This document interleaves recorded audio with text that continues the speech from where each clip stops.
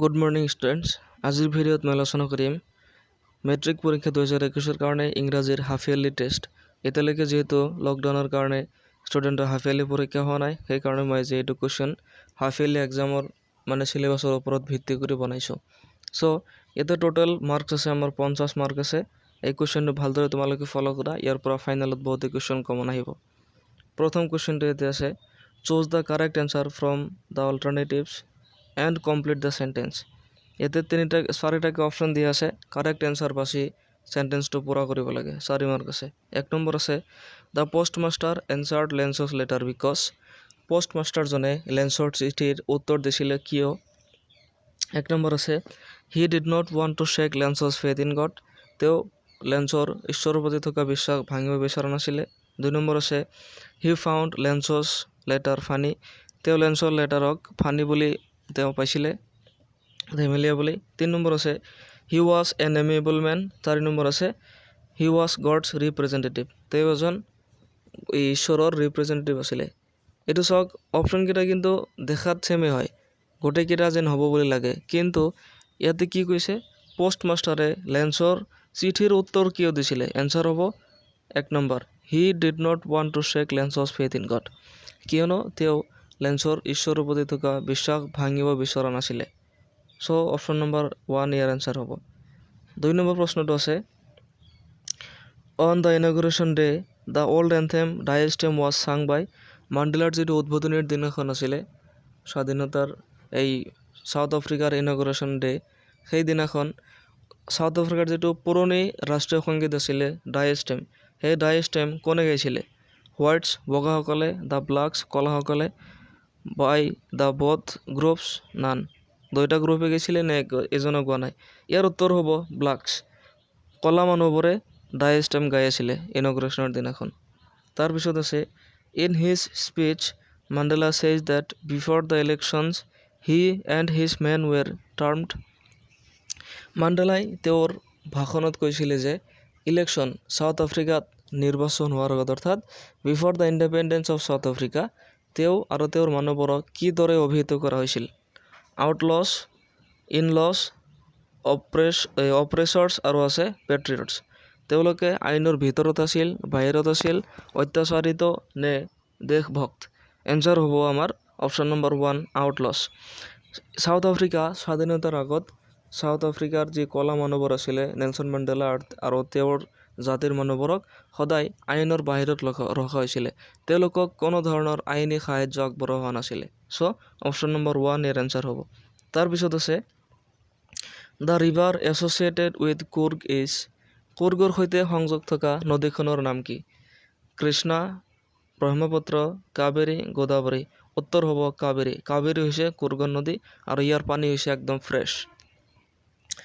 2 number কুৱেশ্যনটো ইয়াতে আছে, প্ৰশ্নটো আছে, এনচাৰ দ্য ফলোয়িং কুৱেশ্যনছ। এইটো টোটেল 8টা কুৱেশ্যন আছে, 8 মাৰ্ক আছে। 1 নম্বৰ আছে, হু ৱাজ লেঞ্চ'। লেঞ্চ' কোন আছিল। এনচাৰ হ'ব Lencho' was a farmer. Lencho' এজন খেতিয়ক আছিল। 2 নম্বৰ আছে, who was Nelson Mandela. Nelson Mandela কোন আছিলে। এনচাৰ হ'ব Nelson Mandela was the first black president of South Africa. Nelson Mandela South আফ্ৰিকাৰ প্ৰথমজন কৃষ্ণাংগ ৰাষ্ট্ৰপতি আছিলে। তাৰপিছত আছে, what did Lencho' write on the envelope. লেঞ্চই সেই চিঠিখনৰ ওপৰত, চিঠিৰ খামত, এনভেলপত কি লিখিছিলে। এনচাৰ হ'ব Lencho' wrote to God on the envelope. লেঞ্চই এনভেলপৰ ওপৰত টু গড বুলি লিখিছিলে। 4 নম্বৰ আছে, who was the first chief of Indian army.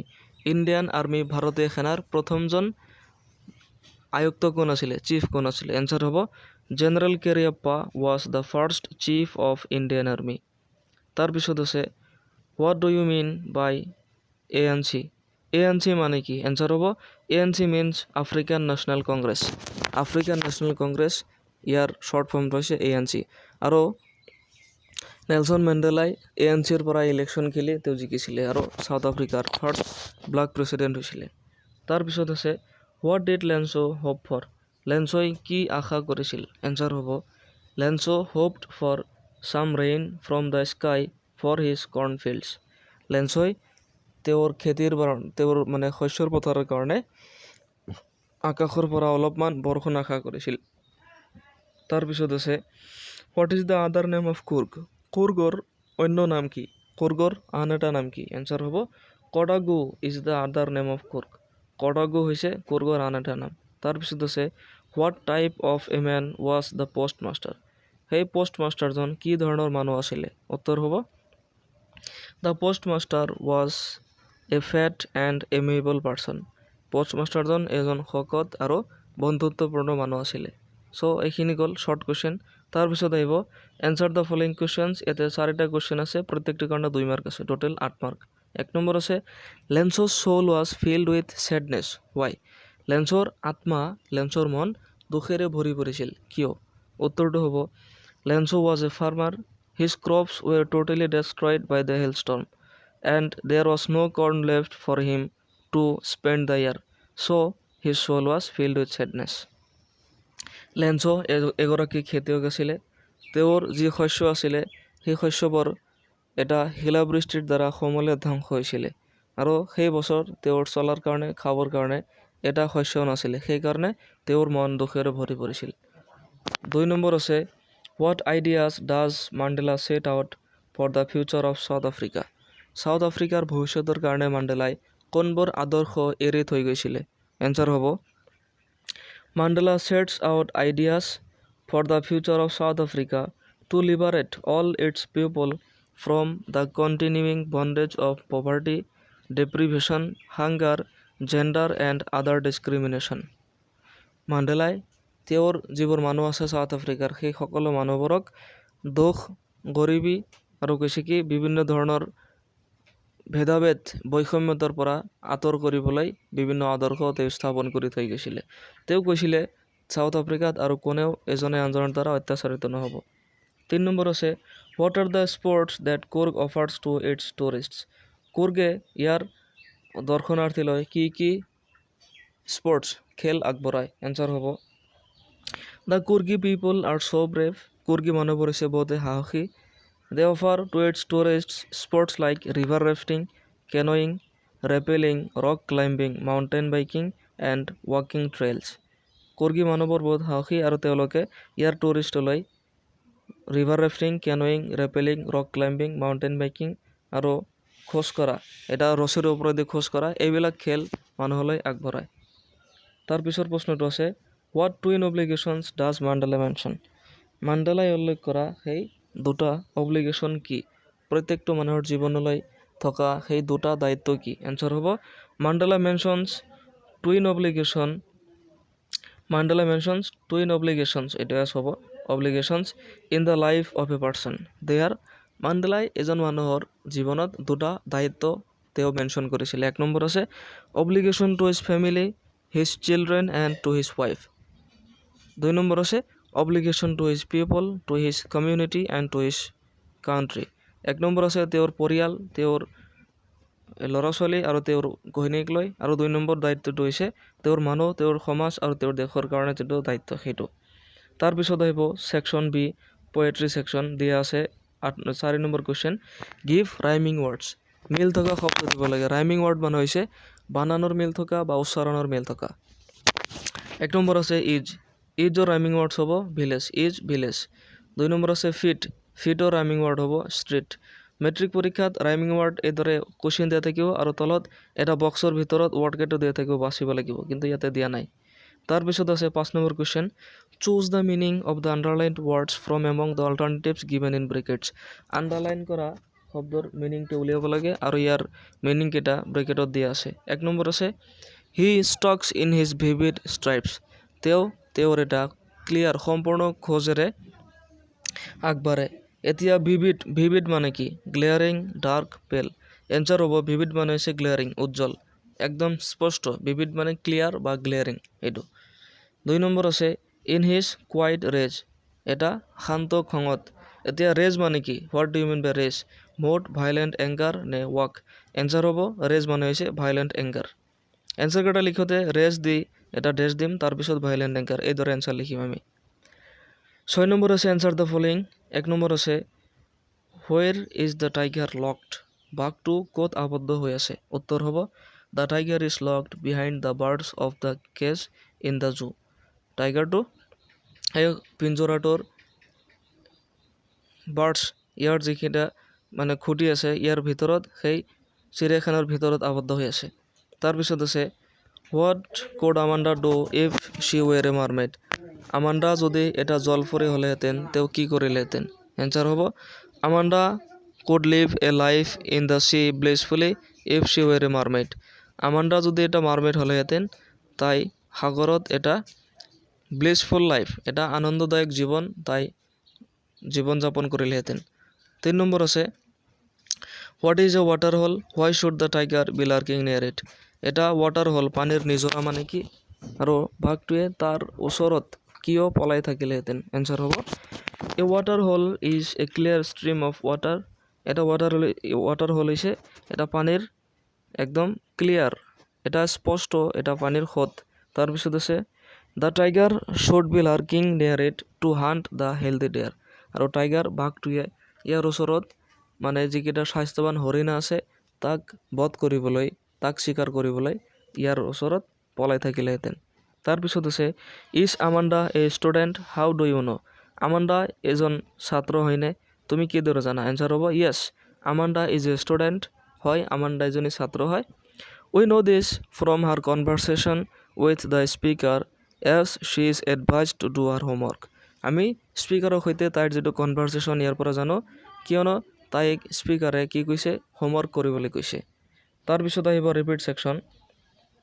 Repeat ছেকশ্যনত কুৱেশ্যন কেইটা আছে হু ইজ ফাউলাৰ। ফাউলাৰ কোন? এনচাৰ হ'ব Fowler is a young and romantic writer. Fowler হৈছে এজন যুৱক আৰু ৰোমাণ্টিক ৰাইটাৰ। 2 নম্বৰ প্ৰশ্নটো আছে what does Horace Danby like to collect. Horace ডানবিয়ে কি সংগ্ৰহ কৰা পচন্দ কৰে? এনচাৰ হ'ব Horace Danby likes to collect some rare and expensive books. He steals every year to live happily all the year. তাৰপিছত আছে how is অচাবল different from other secret agents. অচাবল আন গুপ্তচৰতকৈ কিদৰে পৃথক? এনচাৰ হ'ব অচাবল is a secret agent but he did not fit the description of a secret agent as was given by Fowler. অচাবল এজন secret agent হয় কিন্তু ফাউলাৰে যিদৰে এজন secret agentৰ বৰ্ণনা দিছিলে সেই বৰ্ণনা মতে তেওঁ ফিট নাছিলে।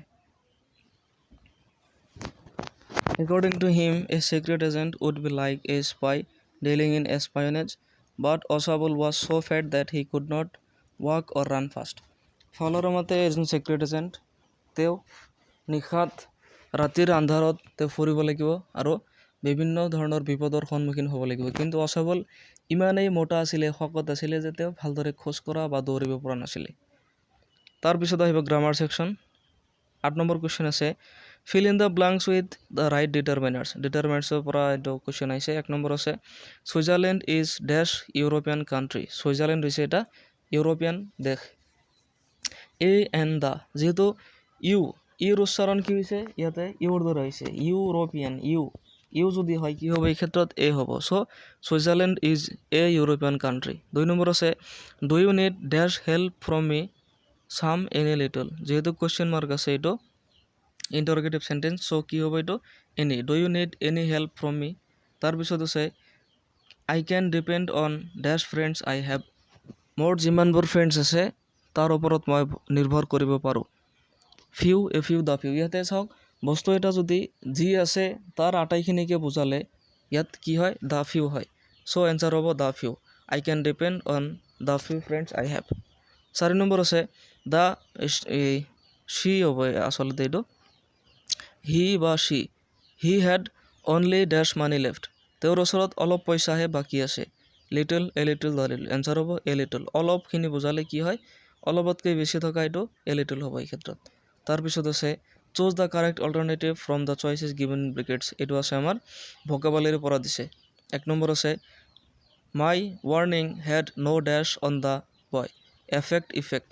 ভোকাবুলাৰী এইটো আচলতে অলপ পাজলিং হয় বস্তুটো কি উচ্চাৰণ একেই হয় কিন্তু বানানটো মানে বেলেগ আছে।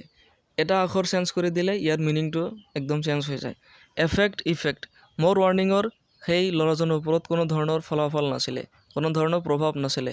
এনচাৰ হ'ব effect no' effect on the boy. তাৰপিছত আছে 2 number he dash to accept the money refused denied. তেওঁ টকাখিনি গ্ৰহণ কৰা নাছিলে এইটো ৰিফিউজ কৰিছিল নে ডিনাই কৰিছিল? এনচাৰ হ'ব ৰিফিউজড।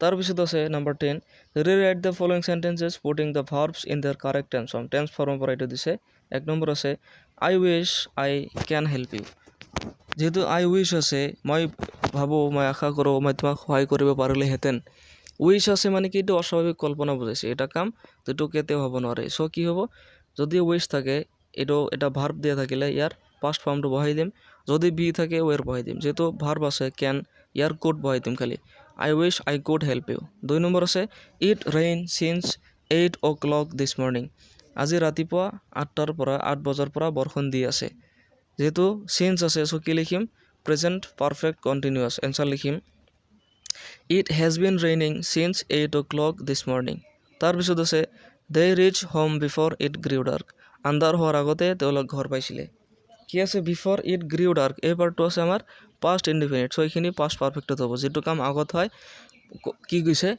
অতীত কালত যদি দুটা কাম একেলগে হোৱা বুজায় তেন্তে যেটো কাম আগত হ'ব সেইটো হ'ব past perfectত আৰু যেটো কাম পিছত হ'ব সেয়া হ'ব past indefinite আমাৰ এটো দিয়াই আছে এটো past perfectত লিখিম they had reached home before it grew dark এটো ইদৰে লিখিম তাৰ পিছৰ প্ৰশ্নটো আহিব আমাৰ combine each of the following pair of sentences into a single sentence এটো sentence combination পৰা আছে বাক্য সংযোজন synthesis of sentence এক নম্বৰ আছে the moon is round it has been proved চন্দ্ৰ ঘূৰণীয়া এটো প্ৰমাণ কৰা হৈছে এটো যদি এটা বাক্যত লিখো কি হ'ব it has been proved that the moon is round এটো প্ৰমাণ কৰা হৈছিল যে চন্দ্ৰ ঘূৰণীয়া 2 নম্বৰ আছে I speak the truth I am not afraid of it মই সঁচা কওঁ আৰু মই এইটো কোৱাত ভয় নাপাওঁ আমি এনসার লিখিম I am not afraid of speaking the truth মই সঁচা কোৱাত ভয় নাপাওঁ তাৰ পিছত আছে লাষ্ট কোৱেশ্চনটো ট্ৰান্সলেট ইনটু ইংলিশ ট্ৰান্সলেচনৰ পৰা আহিছে এক নম্বৰ আছে মায়ে মোক সুধিছিল সঁচা কথা কৈছানে এনসাৰ হ'ব মাদাৰ said বা mother asked me have you spoken the truth বা mother asked me did you say the truth এইদৰে লিখিলে হৈ যাব have you spoken the truth বা did you say the truth 2 number আছে মই সাঁতুৰিব নোৱাৰাৰ নিচিনাই এইটো যদি ট্ৰান্সলেট কৰো কি হ'ব এক নম্বৰ আছে I know little how